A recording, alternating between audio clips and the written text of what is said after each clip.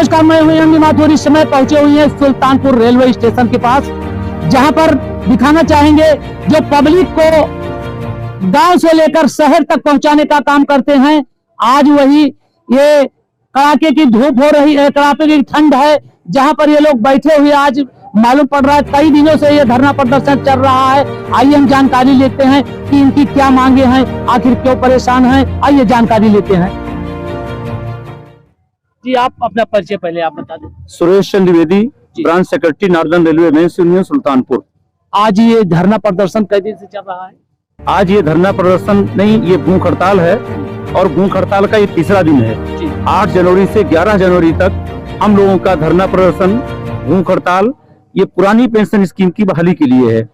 All India level पर एक जो हमारा संयुक्त मंच बना है, पुरानी पेंशन बहाली संयुक्त मंच, जिसमें रेलवे है, सेंट्रल गवर्नमेंट के तमाम संगठन हैं, राज्य सरकार कर्मचारी महासंघ है, शिक्षक हैं, इनको मिलाकर के लगभग 37 संगठन हैं जिन लोगों का ये मंच बना है।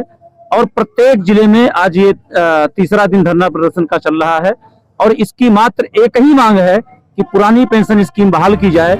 क्योंकि आज की जो स्थिति है, जो 2004 के बाद लोग भर्ती हुए थे, सेवानिवृत्त के बाद जिनको 50,000 60,000 रुपए वेतन मिलता था, उनको 2,000 2,500 रुपए पेंशन के रूप में मिल रहे हैं।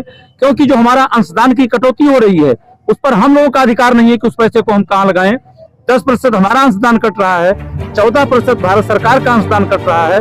उस पैसे को भारत सरकार जो है शेयर मार्केट में लगाती है और शेयर मार्केट के उतार चढ़ाव को ना कर्मचारी समझ पाते हैं, ना कोई अधिकारी समझ पाता है। सरकार उसमें अपना पैसा लगाती है और वो पैसा कब डूब जाएगा भरोसा नहीं है। इसलिए हम लोग एक गारंटी चाहते हैं कि सेवानिवृत्ति के समय हमारी पुरानी पेंशन स्कीम में हमारे आखिरी वेतन का 50% जो हमको पेंशन के रूप में मिलता है, सरकार उसकी गारंटी दे, उसको पुनः बहाल करे। एक ही मांग कई बार के लिए ऐसा हुआ है। ये पूरा 2023 में हम लोगों ने जो है इस पुरानी पेंशन के लिए संकल्पित कर रखा था। पुरानी हमारी लड़ाई चल रही है, वो 21 फरवरी को तिकोनिया पार्क से हमारी लड़ाई शुरू हुई थी और 10 अगस्त को हम लोगों ने दिल्ली के रामलीला मैदान में 2 लाख से ऊपर की संख्या में कर्मचारियों के साथ उसको भर करके सरकार को चेतावनी देने का काम किया था।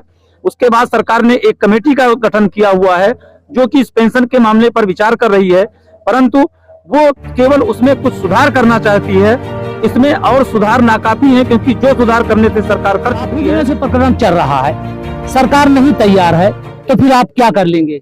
सरकार अभी भी वार्ता के क्रम में है, परंतु इस भूख हड़ताल को 11 तारीख के भूख हड़ताल के समाप्ति के बाद 15 जनवरी को दिल्ली में पुरानी पेंशन बहाली संयुक्त मंच की बैठक है और उसमें हमारे जो केंद्रीय नेतागण हैं वो उस पर बैठ करके विचार करेंगे कि अगला हमारा क्या निर्णय होगा।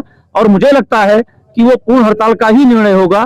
जो भी वहां से निर्देश मिलेगा हम लोग उसका पालन करने के लिए। 2024 में चुनाव होने हैं, आप जितने भी कर्मचारी हैं आप ही चुनाव करवाते हैं, तो अगर आपकी मांगे नहीं पूरी हुई तो क्या उस पर फर्क पड़ेगा? उस पर फर्क इस रूप में पड़ेगा। आपने सुल्तानपुर में, मैं एक उदाहरण देना चाहता हूं कि सुल्तानपुर में इसौली विधानसभा सीट ये हमारे कर्मचारियों की बदौलत ये भाजपा हारी है। क्योंकि जो हमारा हाथ से मत पत्र जो है पड़ता है, जैसे उसकी गिनती शुरू हुई तैसे खटाक से जो है वो कम हो गया। आज जितने कर्मचारी हैं, अगर सरकार ने पुरानी पेंशन बहाल नहीं किया तो इस सरकार के खिलाफ मत देंगे।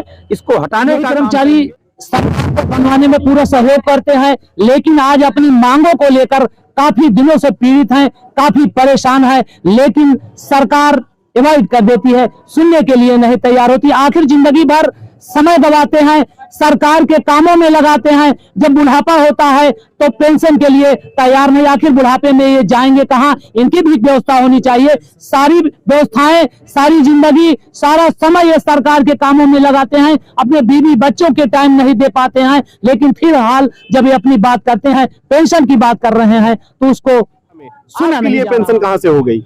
जैसे कर्मचारी को तो नहीं मिल रहा है, हाँ। लेकिन इनको भी नहीं मिलना चाहिए। वही बात हमारे कहने का मतलब है, आप मेहनत करते हैं सब कुछ।